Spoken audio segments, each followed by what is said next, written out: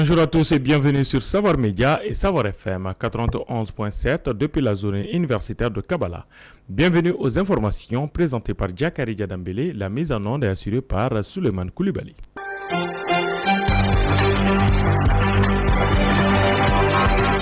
Au sommaire. L'Allemagne se donne 9 à 12 mois pour retirer ses soldats du Mali, ont précisé deux ministres ce jeudi 13 avril 2023 lors de leur visite dans le pays. L'ambassadeur de la Russie accrédité au Mali, son Excellence Igor Gromyko, a été reçu ce jeudi 13 avril 2023 par le ministre de la Défense des anciens combattants, le colonel Sadio Kamara. D'ici janvier au 1er mars dernier, au moins 206 personnes, dont 84 civils, ont été tuées et 80 autres blessés dans 126 attaques au Mali, a indiqué ce mercredi 12 avril 2023 l'aménagement dans un tweet. C'est tout pour le sommaire de ce journal. Dans un instant, le développement complet.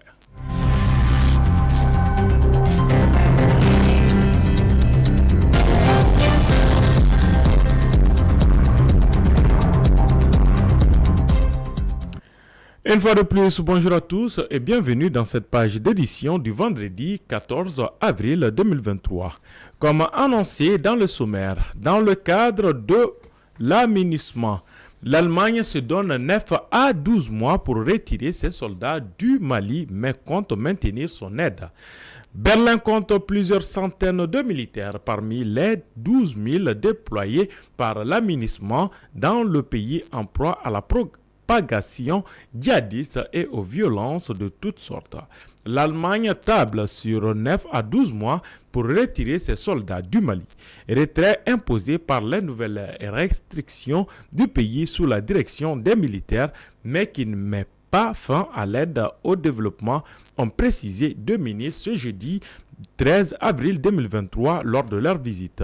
Le ministre allemand de la Défense Boris Pistorius, nommé en janvier, a rendu visite au contingent allemand de la mission de casque bleu de l'ONU MINUSMA à Gao. Dans la perspective de ce retrait déjà annoncé d'ici mai 2024, il était accompagné par le ministre du Développement Sunja Sulzov. Le ministère de la Défense et des anciens combattants a reçu l'ambassadeur de la Russie au Mali. L'ambassadeur de la Russie accrédité au Mali, son Excellence Igor Gromyko, a été reçu ce jeudi 13 avril 2023 par le ministre de la Défense et des anciens combattants, le colonel Sadio Kamara. Les deux personnalités ont eu des échanges sur, entre autres, les sujets d'actualité internationale et le raffermissement de la coopération bilatérale entre nos deux pays.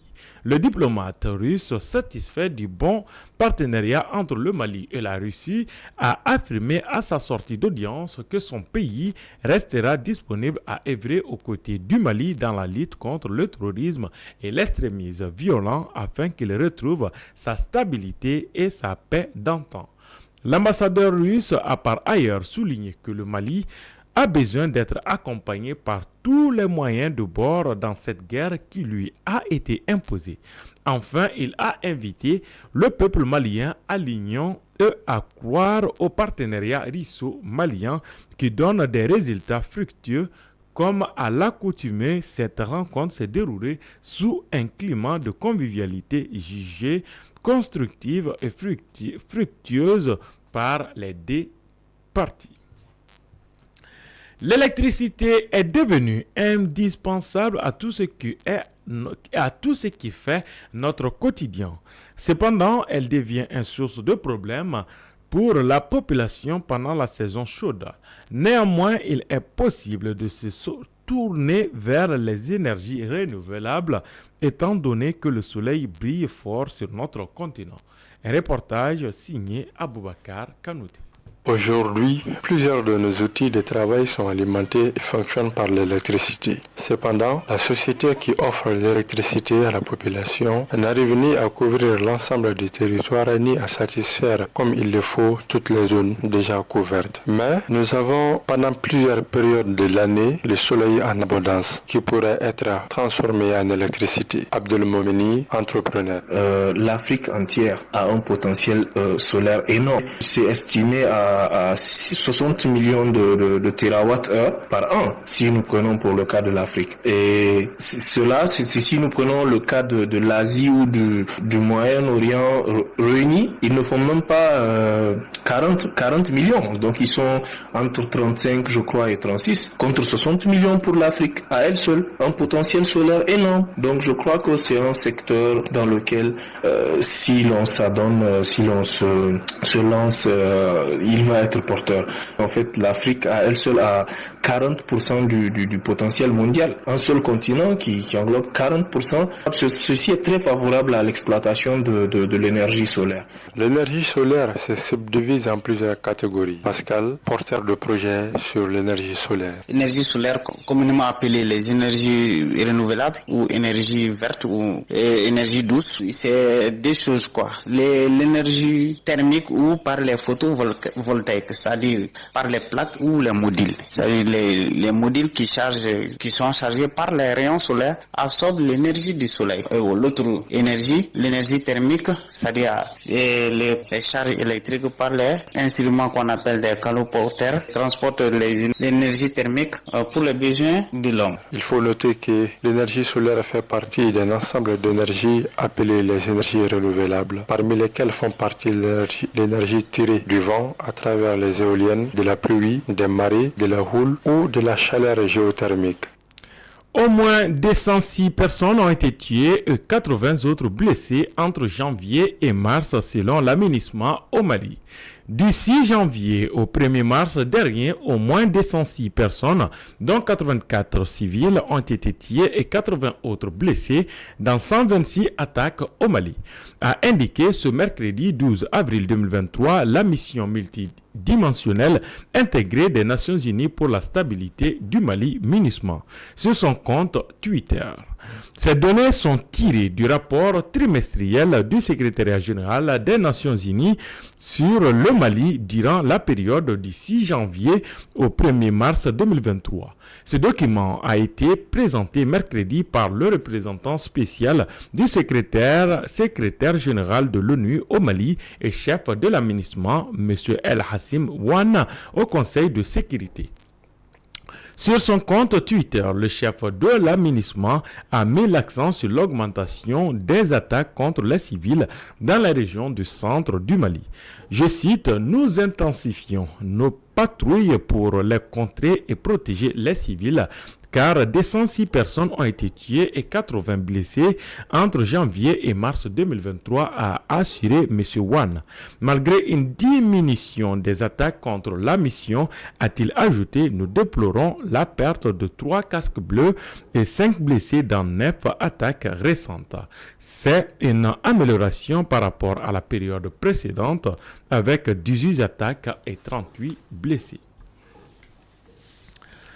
L'initiative d'unir les 3 pays d'Afrique, Mali, Burkina, la Guinée, à un État fédéral suite à une conférence des ministres des Affaires étrangères du Mali, du Burkina Faso et de la Guinée à Ouagadougou est un sujet qui est sur les lèvres. Au dire de certains, cette initiative est salutaire tandis que d'autres restent perplexes sur le sujet. Est-ce que cette politique pourrait faire avancer le Mali? Un reportage d'Assitan Traoré. La fédération est un système de regroupement de plusieurs États à un État fédéral. C'est dans ce contexte que le Mali, le Burkina, la Guinée ont choisi de s'unir et d'associer leurs forces pour un développement commun. Un sujet qui est actuellement sur beaucoup de lèvres, d'autres trouvent l'idée géniale, tandis que certains restent perplexes sur le sujet. Monsieur Bégué Kone, vice-recteur à l'Université des Lettres et des Sciences Humaines de Bamako. La question est la bienvenue.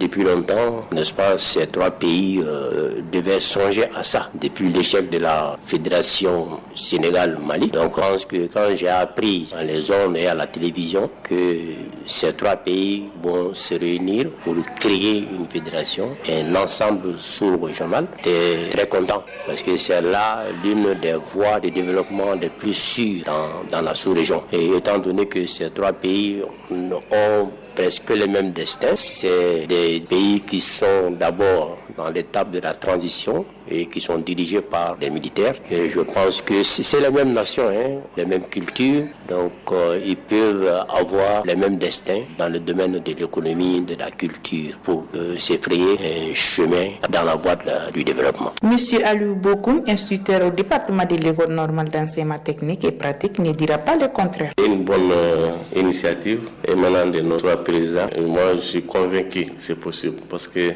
vie et côté social, quand tu prends au Mali, il y a Fouta au Mali, il y a Fouta en Burkina, il y a Fouta en Guinée aussi. Bon, quand tu prends les Mandingues, il y a Mandingues maliens, il y a Mandingues guinéens. Quand tu prends le Pel, il y a Pel burkinabé, il y a Pel malien, il y a Pel. Vu tout ça, déjà, la société est déjà fédérée. Pour moi, c'est possible. Par ailleurs, Dr André Kouni, maître de conférence, pense que l'élargissement de cette fédération au-delà de ces 3 pays serait encore plus bénéfique. C'est quand même un pays qui a toujours prôné l'union avec les autres pays africains, surtout les pays voisins. C'est pas un hasard si dans la constitution même du Mali, il est indiqué que le Mali est prêt à abandonner une partie comme son territoire ou sa souveraineté pour la réalisation de l'unité africaine. Si mon avis est demandé, je suis favorable, mais pas seulement en Mali, Burkina, Guinée, parce que si on dit ça aujourd'hui, les gens vont penser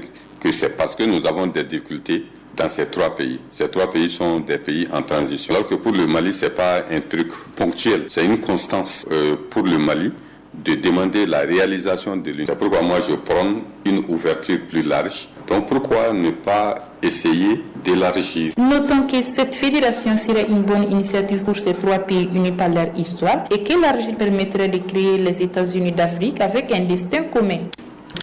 Réforme du secteur de la sécurité vers de nouvelles orientations stratégiques. La première session statutaire du Conseil national au titre de l'année 2023 a été l'occasion pour le Premier ministre de réaffirmer que la mise en œuvre de l'accord pour la paix et la réconciliation issu du processus d'Alger est une priorité du gouvernement. La mise en œuvre de ces orientations va permettre de réduire significativement l'insécurité à travers les propositions émanant notamment des populations. L'évolution croissante de l'insécurité classique et l'apparition de nouvelles formes de la criminalité justifient aujourd'hui que de nouvelles orientations soient données à la politique sécuritaire de notre pays. C'est là en vue de satisfaire les précieux besoins en matière de sécurité des populations et de leurs biens. C'est dans ce cadre que la première session statutaire du Conseil national pour la réforme du secteur de la sécurité au titre de l'année 2023 a eu lieu ce jeudi à la primature. Page internationale au Burkina Faso, mobilisation générale contre les djihadistes a été décrétée. Des pans entiers du Burkina Faso sont sous la coupe des djihadistes.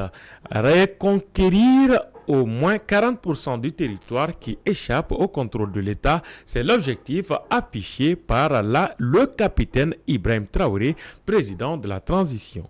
Pour y parvenir, le pays a décrété le jeudi 13 avril 2023 la mobilisation générale. Le décret lu à la télévision nationale se veut un cadre juridique résistant à la lutte contre les djihadistes. L'Égypte appelle la Turquie à retirer ses troupes de Syrie. Le ministre égyptien des Affaires étrangères a appelé ce jeudi 13 avril 2023 la Turquie à retirer ses troupes de la Syrie, signe des tensions précédentes malgré les efforts d'Ankara et du Caire pour rétablir leurs liens. Page sport.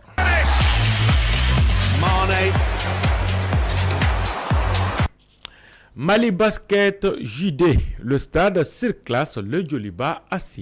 En match retard de deuxième journée, les Blancs n'ont pas fait de détails face aux Rouges. Ce mercredi 12 avril, dans la salle de basket Adala Mahaman du 26 mars, le stade malien de Bamako a largement dominé le Djoliba AC 104 à 53. Le stade malien surclasse ainsi le Djoliba AC en emportant le derby avec 51 points de différence. Les Blancs de Bamako réalisant pour le moins un parcours sans faute en championnat avec 4 victoires en autant de matchs et 2 matchs en retard. Vendredi, pour le compte de la 7e journée, le stade reçoit Sigui de Caille. Le Djoliba AC, qui a enregistré sa 5e défaite en 6 journées, sera opposé à l'AS Mandé. Nous bouclons ce page sport avec Oumar Marmouf qui compte s'engager avec l'Eintracht Francfort. Arrivé à Wolfsburg en 2017, en province de Wadi Degal, Oumar Marmouf va définitivement quitter le club allemand cet été. L'attaquant égyptien est en fin de contrat et n'a pas souhaité renouveler. Auteur de 5 buts en Bundesliga cette saison, le joueur de 24 ans est toutefois parti pour rester en Allemagne. Selon 2022 MAG, le vice-champion d'Afrique 2021 a tourné un accord avec l'Eintracht Francfort et il devrait bientôt s'engager avec cette formation. La météo avant de boucler ce journal, il fait actuellement 38 degrés Celsius. Le maximum attendu pour le reste de la journée est de 39 degrés. Le soleil se couchera sur Bamako et ses environs à 18h43. Ceci met fin à ce journal qui vous a été présenté par Djakari Djadambele. Sa mise en onde était assurée par Suleiman Koulibaly. Merci à vous de l'avoir suivi et bonne suite de programme sur le groupe Savoir Média.